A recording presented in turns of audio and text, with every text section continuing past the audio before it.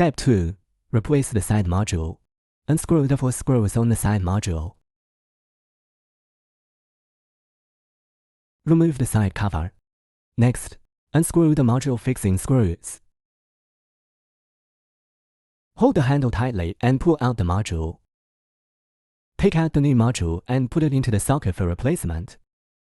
Align the new module with the socket and push it in.